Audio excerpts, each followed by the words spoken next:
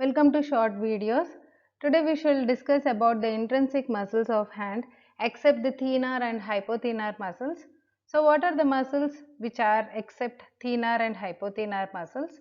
Of course they are interossei and lumbricals muscle. So what you are seeing here in this image are the dorsal interossei.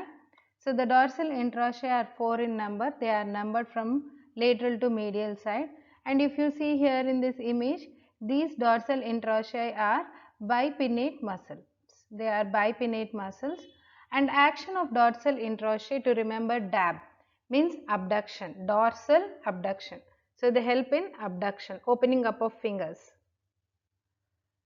Next, about the palmar interossei, they are also 4 in number and they are unipinnate. They are unipinnate. You can see here they are unipinnate, which attaches to the metacarpal bones and inserts to the proximal phalanges, basis of the proximal phalanges.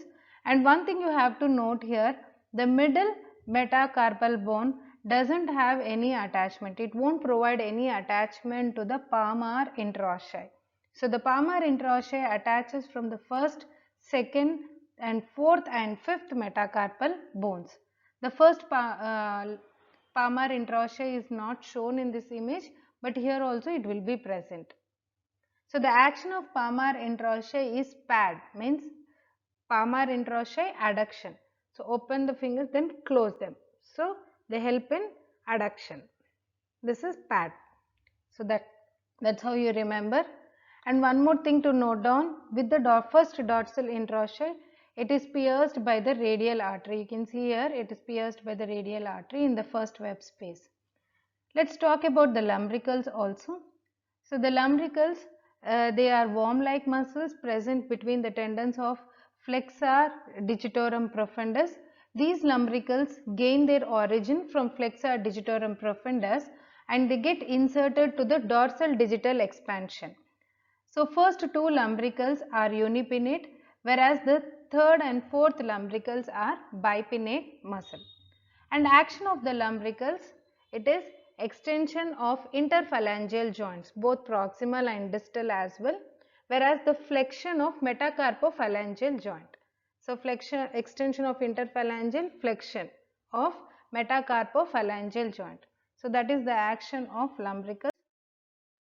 So let us have some case discussions regarding this.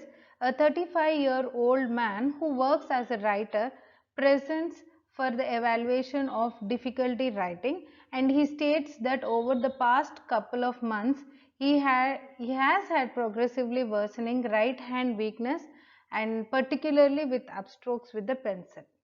And physical examination reveals weakness in the extension of second and third interphalangeal joints. So there is a problem in extension of second and third interphalangeal joints, and provider suspects that the involvement of lumbrical muscles. What is the innervation of first lumbrical muscle? So now we are going to deal with the nerve supply, musculocutaneous nerve, median nerve, ulnar nerve and radial nerve. Which nerve it could be? So the answer is the first two lumbricals among the intrinsic muscles of just now whatever we discussed. The first two lumbricals are supplied by median nerve. So the answer is median nerve is the answer. So the lumbricals action, we know extension of interphalangeal, flexion of metacarpophalangeal joint. So all the four lumbricals flex their respective metacarpophalangeal joint and extend proximal and distal interphalangeal joint. So this is the position you have to remember.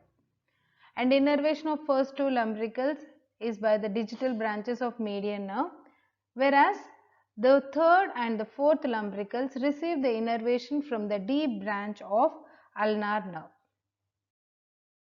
Let's do one more case. A 17-year-old boy presents to the clinic with the loss of sensation on the medial side of her left hand and some loss of muscle function in the left hand. So these symptoms began after the fracture of medial epicondyle of the left arm. So the key term is this one, medial epicondyle. So which of the following intrinsic muscles of the hand would have still be functioning in this patient? So I hope you would be answering this. The palmar interossei, first and second lumbricals, third and fourth lumbricals, dorsal interossei. So what could be your answer? Of course, it is first and second because they are the muscles which are supplied by median nerve, and rest all options you can see they are all supplied by the ulnar nerve. So the nerve, ulnar nerve, is related to medial epicondyle of humerus. So in medial epicondyle fracture, the ulnar nerve is damaged. So learning points are: fracture of medial epicondyle most likely to involve the damage of ulnar nerve, or it may be entrapped because of cubital tunnel syndrome, or you can see even Struthers ligament. The first and second lumbricals are innervated by the median nerve, whereas the third and fourth lumbricals are innervated by the ulnar nerve. All of the four interossei, that is palmar and dorsal interossei, they are all supplied by the deep branch of ulnar nerve. This thing you have to know. All of the interossei muscles are supplied by deep branch of ulnar nerve. Okay. I hope this discussion would be helpful for you all. Thank you.